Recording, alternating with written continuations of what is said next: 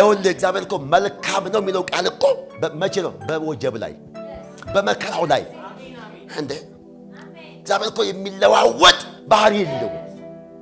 እግዚአብሔር መልካም ነው በመከራም ቀን መሸሸጊያ። በገጠመ በሚገጥም ሁሉ እግዚአብሔር ምንድነው? መሸሸጊያ ነው። በረሃብ ዘመን እኮ ነብዩ ኤልያስ እንዳይራብ አቤት ጌታ እኮ ሲመራ ከጎን ካርገውና በመከራ ቀን በለው እስኪ እግዚአብሔር እንዴት እንደሚያሻግርህ በሚገባ ያውቃል። እግዚአብሔር ይመራሃል። በእግዚአብሔር ምሪት ውስጥ ያለ ሰው ምንም አይሆንም። በረሃብ ዘመን ነብዩ ኤልያስ ትኩስ ሙዳ ትኩስ ፍሬሽ ስጋ በልቷል። በረሃብ ዘመን ማሚ ውሃ በሌለበት ዘመን ነብዩ ኤልያስ ውሃ ጠጥቶ ኖሯል 3 ዓመት ተኩል። ምንም የለም ባልክበት ምዕራፍ ላይ እግዚአብሔር መንገድ አለው፣ አቅርቦት አለው።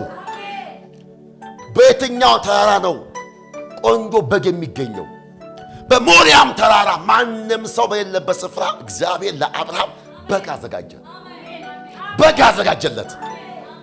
ማያለፋ በግ የማያስቸግር በግ፣ በእውነት ችግር የሌለበት በግ፣ ላብ የሌለበት በግ። ኧረ ኢየሱስ ጌታ ነው። ሃሌሉያ። በእግዚአብሔር ምሪት ውስጥ ያለ ሰው ምንም አይሆንም። ሌላው ሲጨነ ሲታወቅ አንተ ዘና ብለህ ትበላለህ፣ ዘና ብለህ ትለብሳለህ፣ ዘና ብለህ ትጸልያለህ፣ ዘና ብለህ ታገለግላለህ።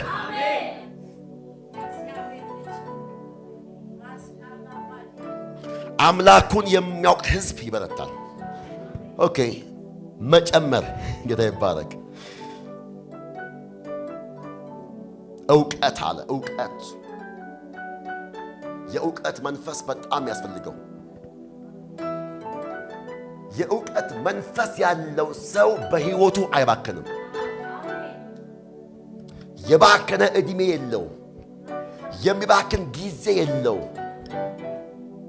መንገደኛ ሰዎች፣ ወሬኛ ሰዎች ጊዜውን አይበሉበትም። አመፀኛ ሰዎች ጊዜያቸውን በልተው የእሱን ጊዜ ለመብላት ቢመጡ ኖ ይላቸዋል። እኔ የሰማይ ዕውቀት አለኝ ይላቸዋል። በሰማይ ዕውቀት ያሸንፋቸዋል። ዕውቀትን ጨምሮ አለ። ሃሌሉያ። የመጀመሪያው ምንድን ነው? እምነት። ሁለተኛውስ? በጎነት። ሶስተኛውስ? ዕውቀት። ጌታ ይባረክ። በዕውቀትም ራስን መግዛት። ምን መግዛት? ሰልፍ ኮንትሮል፣ ራስ መግዛት። ራስን እንግዲህ መግዛት ከመንፈስ ፍሬዎች ስንቱ ነው? አንዱ ዘጠነኛው ነው። ራስን መግዛት። ራስን መግዛት በሚገባን አቅጣጫ ራሳችንን እንግዛ። ሁሉ የኛ አይደለም፣ ቢፈቀድልንም እንኳን አይጠቅመንም። መልካም ቢመስልም እንኳን የሚጎዳ ነው።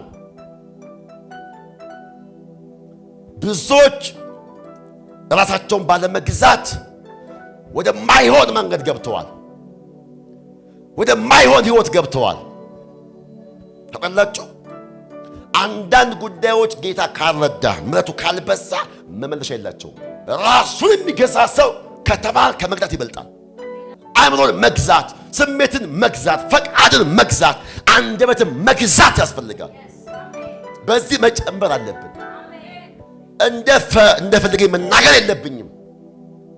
እንደፈለገኝ በፍጹም። አንዳንድ ሰው እንደ ልቡ ነው፣ እንደፈለገው ነው። እንደ ልቡ ነው። አንዳንድ ሰው እንደፈለገው ይናገራል፣ እንደፈለገው። በዛው ሕይወት የለም። ሰው ራሱን መግዛት ባልቻለ መጠን ለውድቀት ነው ታልፎ የሚሰጠው።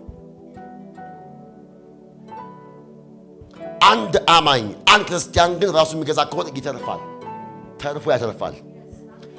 ጻፉ ሰዎች ራስን መግዛት ነው። ራስን መግዛት መትረፍ ነው፣ ማትረፍም ነው። በዚህ መጨመር አለብን። ገንዘብን መውደድ ትልቅ ኃጢአት፣ ጌታ አይወደውም እሱ። አዎ ገንዘብ ያስፈልጋል፣ ግን ገንዘብ ግን መውደድ ገንዘብ ራሱ ይወጋሃል መልሶ።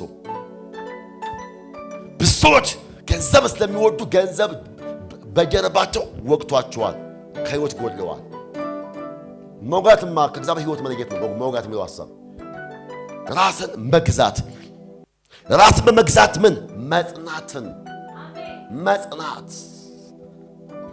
አሁን ዛሬ ለብዙዎች ችግራቸው አሁን ችግር ይሄ ነው፣ መጽናት አለመቻል፣ መቆም፣ ጸንቶ መቆም፣ መታገስ አለመቻል።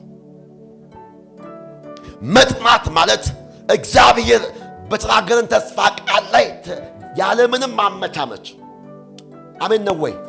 በትዕግስት መቆም ማለት ነው። አሁን የብዙዎቻችን እምነት ነው አሁን እየተፈተነ ያለው። አብርሃም ተፈትኗል በእምነቱ።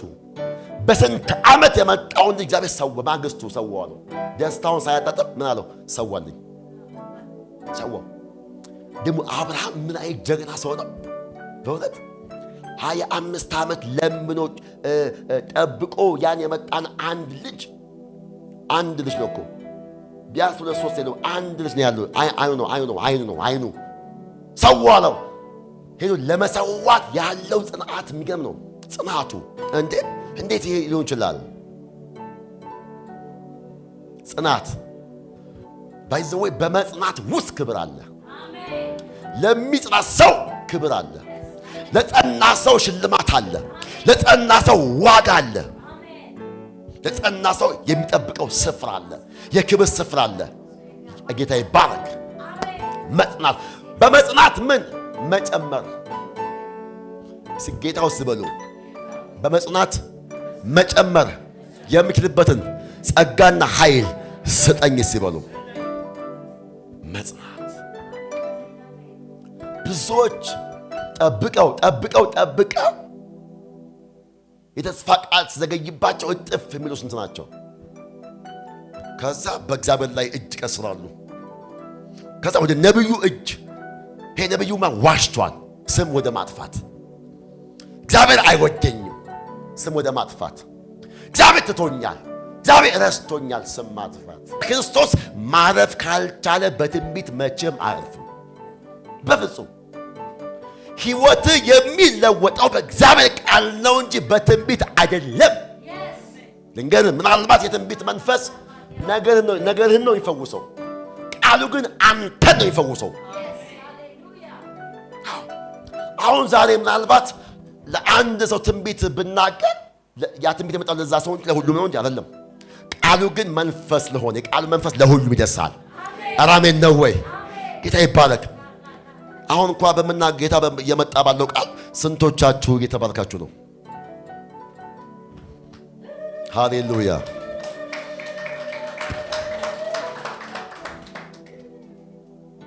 እግዚአብሔርን መምሰል አለ። ማን መምሰል? አጀራ እግዚአብሔርን እንጂ ጊዜው እንዳመስል ስነካልገውን አጀራ በለው እስኪ።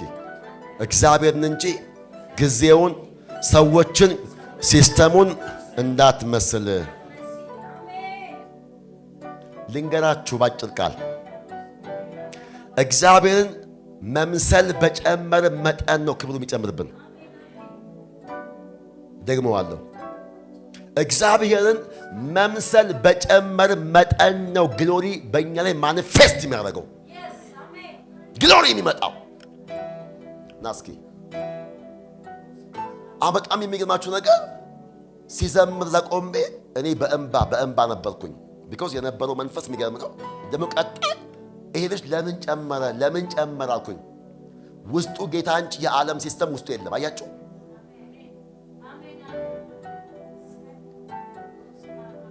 እግዚአብሔር መምሰል ያለበት ሰው በቃ ለብዙዎች የህይወት ሽታ ይሆናል። የህይወት ሽታ እግዚአብሔር መምሰል። ከዛ ማለት እግዚአብሔር በመምሰል ምን አለ? የወንድማማች ምን መዋደድ። አንድ አማኝ አንድ ክርስቲያን እግዚአብሔር መምሰል በሕይወቱ የጨመረ ከሆነ ወንድሙን ይወዳል፣ እህቱን ይወዳል። ከእግዚአብሔር ጋር ያለን ቁርኝት ነው ከጎናት ያለው ወንድም እህት እንድንወድ የሚያደርገን። ሰው ከእግዚአብሔር ሕይወት እየራቀ በበዛ በሄደ መጠን ወንድሙ ይጠላል፣ እህቱ ይጠላል። እንደ ክፉ ሰዎች አድርጎ ደግሞ ጊመን በቃ ይስልበታል። አያችሁ፣ በእውነት እምላችሁ የዚህ ዘመን ፍጻሜ ትንቢት እኔ ላይ መፈጸም የለበትም።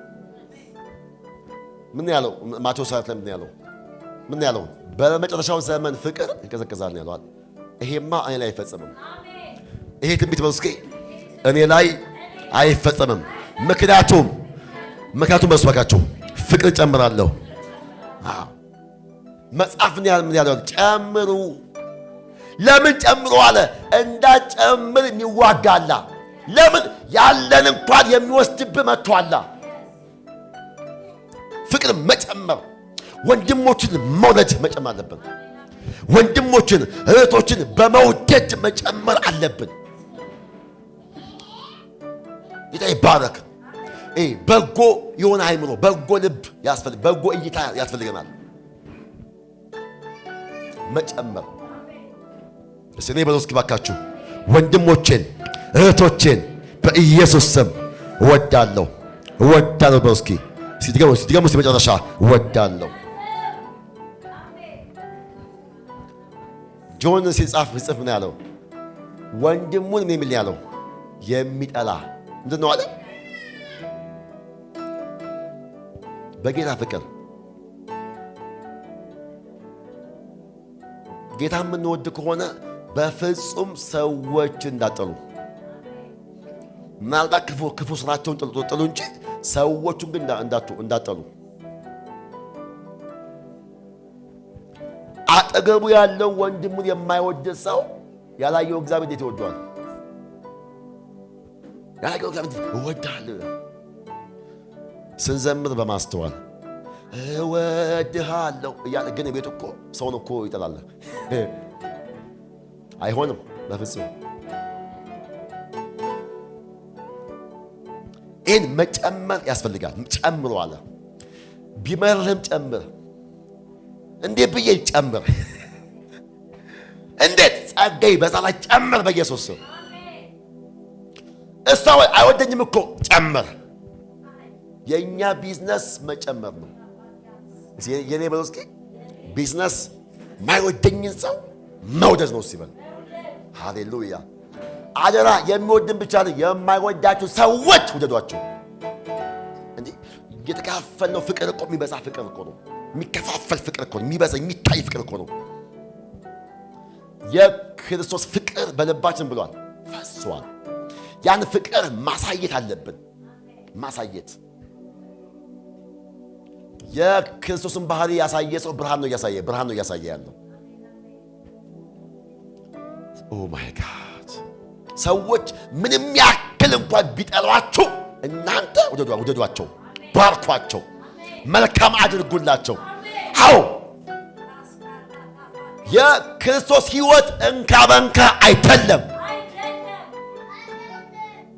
ሰይ እንካ በንካ አይደለም። ላረገልኝ አረጋለሁ በፍጹም። እኛውን ለክርስቶስ ምን ሰተን ነው የተሰቀለልን? ምን ያዋጣ ሰው አለ? ለመዳን አዋጣ በፍጹም። በነፃ ነው አይደል? ዮሐንስ 3:16 ይላል በእርሱ ምን የሚል ከዚያስ ቴንክ ዩ እግዚአብሔር አንያ እንዲሁ ወዷ እንዲሁ በነፃ ምንም ሳልከፍል ተራራ ሳልወጣ ገዳም ሳልገባ በነፃ ድኛለሁ። በነፃ ታዲያ በነፃ ያገኘነው ለምን ምን ስምሰስተው ለምንድን ነው በሚቀር ነገር በጊዜው ነገር የምንለውጠው? በፍጹም ወንድማማችን መውደድ አለ። እንግዲህ እዛ ውስጥ እህቶችም አላችሁ። አሜን ነው ወይ? እህቶች መጨመር ጌታ ውስጥ በሉ። አንተም መውደድ፣ ወንድሞችን መውደድ፣ እህቶችን መውደድ የሚችልበትን ጸጋ ስጠኝ ሲበሉ ዋው።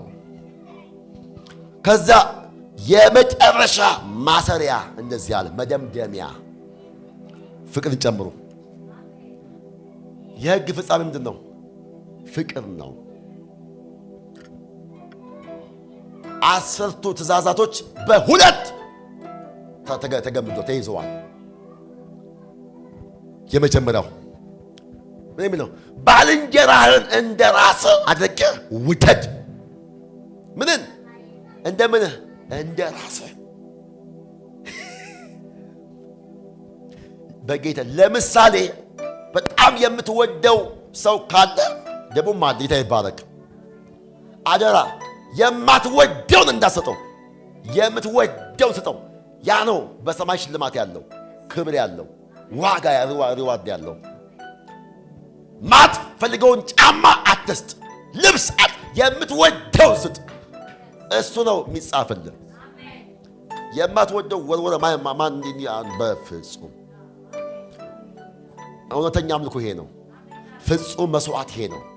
እንከን የሌለበት የምትወደው እግዚአብሔር ያለው ወደ አብርሃም መጥቶ የማትወደውን ያለው የምትወደውን ልጅን።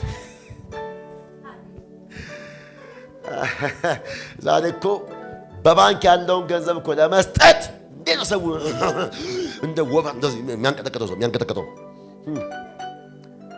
ለጌታ በገንዘብ ስጥ አለ እንደ ብዬ ባልስጥም ብዬው እያለ እንደ ወባ ያን ተከተከዋል። ብዙ ሰው ገንዘብ ሲባል አሜን በል ሲባል አሜን ለአሜን ተተውጁ ስጥስ ካንጋሮ መንፈስ ወጋው ሲበላ በእውነት ባልንጀራ እንደ ራስ አድርጌ ውደድ። ዘሴም ሳይቀያየ ሳይለዋወጥ እኩልም ሲመሉት አሁን አንተ እንዲያምርብኝ ብለህ በውድ የገዛው ሱፍ ካለ አሜን በል እስኪ። መጨከን ባይዘው ታውቃላችሁ፣ መስዋዕት መጨከን ይፈልጋል። መስጠት መጨከን ይፈልጋል። አንድ ጊዜ የሚገርማችሁ የዛሬ 11 ዓመት አካባቢ ነው የሰማሁት ነገር። በደንብ ስሙ ልንገራችሁ። የሆነ ቸርች ነበራል፣ ኮንፈረንስ ነው አሉ እና በጣም ሰፊ ሜጋ ቸርች ነው። ጊዜው ክረምት ወራት ነው። ወደ 4-5 ሺህ ህዝብ አለ ጉባኤ ላይ ካፈለ መጣ። ግን ጣራው እንትን ነው ሸራ ነው። ዝናብ ያፈሳል። ዝናቡ እንደዚህ የሾክ እንትን ያለ ሰው ያመልካል። የተጋበዘው እግዚአብሔር ሰው ጌታ ተናገረው። ቤቴን አለ ጌታ፣ ቤቴን የሚሰራ ሰው እዚህ ጉባኤ አለኝ አለ ጌታ። አንድ ሰው አለኝ አለ ጌታ አለው። ከዚያ ነብዩ እንደዚህ ያለ እግዚአብሔር ሰው ለዚህ ቸርች ማሰሪያ ህንፃ ገንዘብ ስጡ አለ። አንዱ 1 ብር፣ አንዱ 5 ብር፣ አንዱ 10 ብር። አሁን አንድ ቤተሰብ ቤት ይሰራል? አይሰራም በፍጹም። ከአገልጋዩ ደበረው ራሱ መጠየቅ። አንድ ወጣት ቀጫጫ ልጅ ነው፣ ሌዘር ለብሷል። ቆመ። እኔ ዘጋዋለሁ አለ። 4 ሚሊዮን ብር የዛሬ 11 ዓመት አለ። ስንት? 4 እኔ ከፍላለሁ አለ።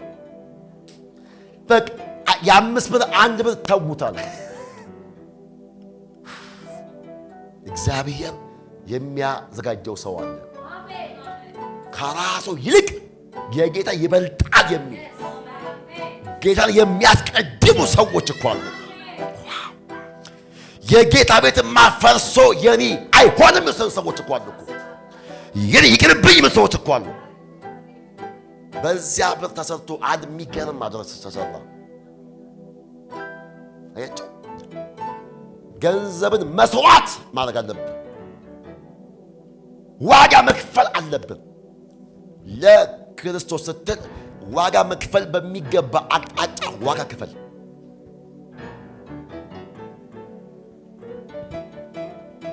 እወድሃለሁ የዘመረ ግን አጠገብህ የተራበ ሰው እያለ አንተ ግን ኪስ በገንዘብ እያለ እያዩን ጌታ አይወድም እሱ። እዚህ እኮ ምን አለ? እምነት ያለምን ስራ፣ ስራም ያለ እምነት አይሆንም። በእርግጥ እኛ ለመስደቅ ማንም አንሰራም፣ ስለ ጸደቅን ነው የምንሰራው። መልካም ስራ የእምነት ውጤት ነው። ጌታ ይባረክ። ፍቅርን ጨምሮ አለ። የመጨረሻው ማስረሄ ነው። ሁለተኛው ምን አለ? ባልንጀራን ካለ በኋላ ጌታ አምላክህን በፍጹም ልብ፣ በፍጹም ሐሳብ፣ በፍጹም ኃይል ምን በል ውደድ ይላል። ምን በል በቃ የሕግ ፍጻሜ ምን በል ነው? ውደድ ነው። የፍቅር ሕይወት ነው። በዚህ ሁሉም ብሎ አለ ጨምሮ አለ። ይህን ሁሉ አለ ከጨመራችሁስ ላምብላችሁ። እዚህም ብዬ ጨርሳለሁ። እነዚህ ነገሮች ለእናንተ ሆነው ቢበዙላችሁ፣ ብትጨምሩ፣ ቢትረፈረፍላችሁ አለ በጌታችን በኢየሱስ ክርስቶስ ዕውቀት። በማን ዕውቀት? ዕውቀት ተባረኪ። ዕውቀት ስራ ፈቶችና ፍሬ ቢሶች እንዳትሆኑ ያደርጓቸዋል አለ።